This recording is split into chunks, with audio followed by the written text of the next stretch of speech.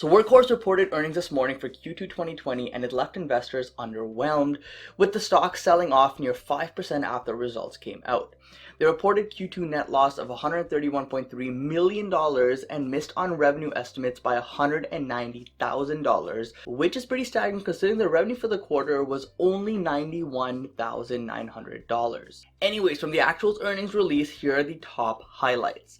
Their C-Series trucks are all the rage these days, and they officially began production and delivered a whopping three C-Series electric step vans to Ryder System Inc. and Electric Vehicle Fleet Solutions. I know that 3 seems like a little, actually it is a little, but it's a start here and this could be the beginning of a long-term successful vehicle. Their goal for 2020 is to deliver 300 to 400 vehicles, so they have a long way to go here to actually achieve this and fulfill their promise. The other big news is that Workhorse became the first and only medium-duty battery electric vehicle OEM to receive approvals for both the Environmental Protection Agency and California Air Resources Board, which allows Workhorse to sell vehicles in all 50 states. So guys, this is a pretty big deal and it's a good win for them.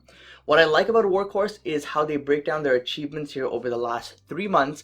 Not a lot of businesses do this with their earnings report, and I hope that other companies see this and start doing something similar because it actually makes it a lot more digestible here as investors. The latest news is around their investment in Lordstown Motors, where they own a 10% stake, which is now worth $160 million today. So if we see success with Lordstown, which I believe did go public today through a SPAC, we can see success indirectly with Workhorse as well through this investment. They obtained eligibility to qualify some of their C-Series trucks to receive a voucher of $50,000 per vehicle, and this makes them more competitive in the marketplace and also makes them a more attractive option for potential customers. They got a purchase order from eTrucks for 20 trucks, and I reported on this earlier, and this could be the beginning of a much larger partnership between the two companies. They delivered a couple of their trucks to Ryder as previously mentioned. They were awarded the approval to sell their trucks in all 50 states, again as mentioned. And finally, they were added to the Russell 3000 index, giving them a little more exposure as more funds that mimic the Russell 3000 will now purchase Workhorse stock indirectly, and investors in that index will now indirectly own Workhorse as well. So those were the quick rundown of the highlights from the quarter.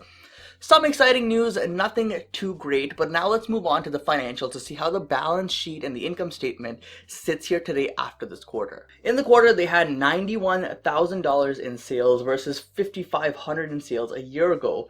And guys, this is a massive jump, but the bottom line is they only had revenue of under $100,000 in the quarter. The more concerning part is the cost to generate this revenue. It cost them $1.5 million, and this resulted in a gross loss of $1.4 million.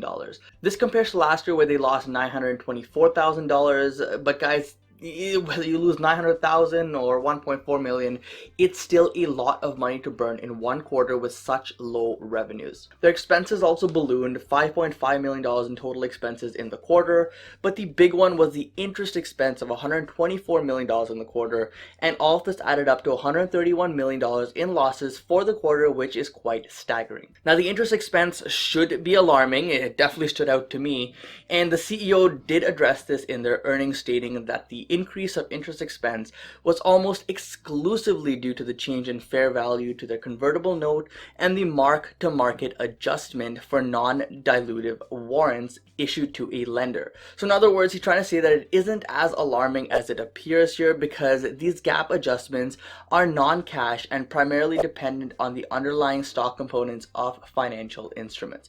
Nonetheless, guys, keep an eye out for this for future quarters to see if this keeps ballooning.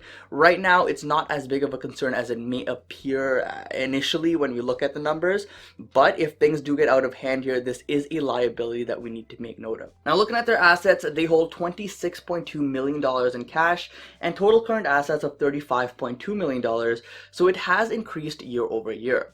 Their total assets now sit at $55.4 million, so they have a good amount of assets on the balance sheet to sustain that $1 to $1.4 million loss that we've been seeing on a quarterly basis. Their cash position is able to cover this, so I'm not too concerned here for the short term, but if their revenues don't really explode in the next few years, this is going to be a very, very concerning story. With liabilities, their total current liabilities has increased quite significantly, guys, and this is all thanks to the convertible notes, really, and in total it now sits at $105.2 million.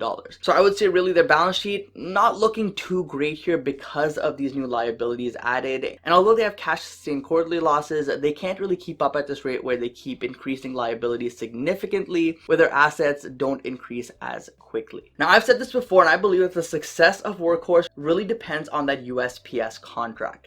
That's a $6 billion opportunity, and if you want to learn more about that, check out the video I created, link in the description down below. And if they win this contract, it could really fix up the financial position of this company. But in my opinion, it's unlikely that Workhorse wins the entire contract. Perhaps they win a partial deal for a few $100 million, which would also help them here, as clearly seen from their balance sheet.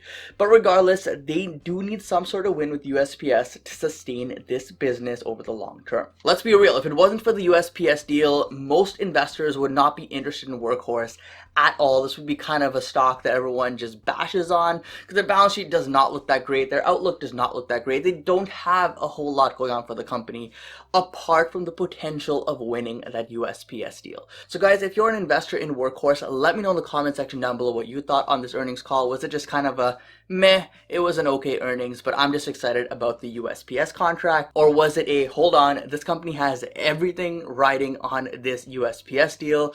I don't know if they're going to win it, so I'm going to bail out of the stock right now. Let me know your thoughts in the comment section down below. Hope you enjoyed this quick update. Either way, don't forget to invest positively, and I'll see you in the next one. Peace.